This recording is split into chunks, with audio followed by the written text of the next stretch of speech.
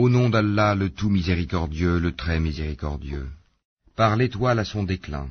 Votre compagnon ne s'est pas égaré et n'a pas été induit en erreur, et il ne prononce rien sous l'effet de la passion. Ce n'est rien d'autre qu'une révélation inspirée, que lui a enseigné l'ange Gabriel à la force prodigieuse. Doué de sagacité, c'est alors qu'il se montra sous sa forme réelle angélique, alors qu'il se trouvait à l'horizon supérieur. Puis il se rapprocha et descendit encore plus bas, et fut à 2 portées d'arc ou plus près encore. Il révéla à son serviteur ce qu'il révéla, le cœur n'a pas menti en ce qu'il a vu. Lui contestez-vous donc ce qu'il voit? Il l'a pourtant vu lors d'une autre descente, près de la Sidratul Muntaha, près d'elle se trouve le jardin de Mawa, au moment où le lotus était couvert de ce qui le couvrait. La vue n'a nullement dévié ni outrepassé la mesure.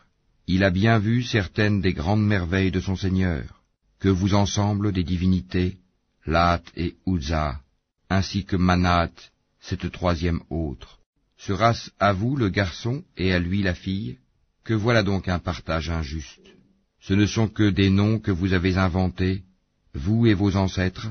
Allah n'a fait descendre aucune preuve à leur sujet. Ils ne suivent que la conjecture et les passions de leurs âmes, alors que la guidée leur est venue de leur Seigneur. Ou bien l'homme aura-t-il tout ce qu'il désire?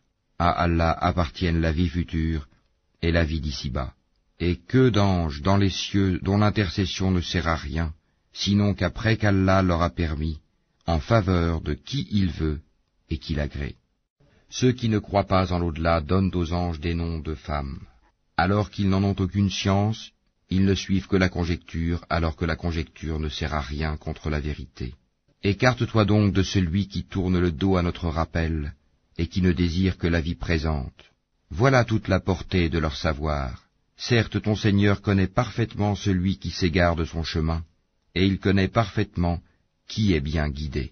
À Allah appartient ce qui est dans les cieux et sur la terre, afin qu'il rétribue ceux qui font le mal selon ce qu'ils œuvrent, et récompense ceux qui font le bien par la meilleure récompense.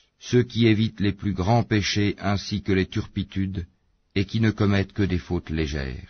Certes, le pardon de ton Seigneur est immense, c'est lui qui vous connaît le mieux quand il vous a produit de terre, et aussi quand vous étiez des embryons dans les ventres de vos mères. Ne vantez pas vous-même votre pureté, c'est lui qui connaît mieux ceux qui le craignent. Vois-tu celui qui s'est détourné, donné peu, et a finalement cessé de donner? Détient-il la science de l'inconnaissable en sorte qu'il voit?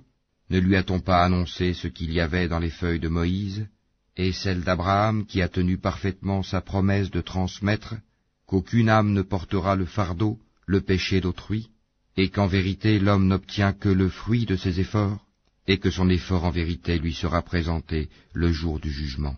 Ensuite, il en sera récompensé pleinement, et que tout aboutit en vérité vers ton Seigneur, et que c'est lui qui a fait rire et qui a fait pleurer, et que c'est lui qui a fait mourir et qui a ramené à la vie, et que c'est lui qui a créé les 2 éléments, le couple, le mâle et la femelle, d'une goutte de sperme quand elle est éjaculée, et que la seconde création lui incombe, et c'est lui qui a enrichi et qui a fait acquérir, et c'est lui qui est le Seigneur de Sirius, et c'est lui qui a fait périr les anciens, Had, ainsi que les Tamoud, et il fit que rien n'en subsista, ainsi que le peuple de Noé antérieurement, car ils étaient encore plus injustes et plus violents, de même qu'il anéantit les villes renversées, et les recouvrit de ce dont il les recouvrit. Lequel donc des bienfaits de ton Seigneur mets-tu en doute? Voici un avertisseur analogue aux avertisseurs anciens. L'imminente, l'heure du jugement s'approche. Rien d'autre en dehors d'Allah ne peut la dévoiler. Quoi? Vous étonnez-vous de ce discours, le Coran, et vous en riez et n'en pleurez point, absorbés que vous êtes par votre distraction? Prosternez-vous donc à Allah et adorez-le.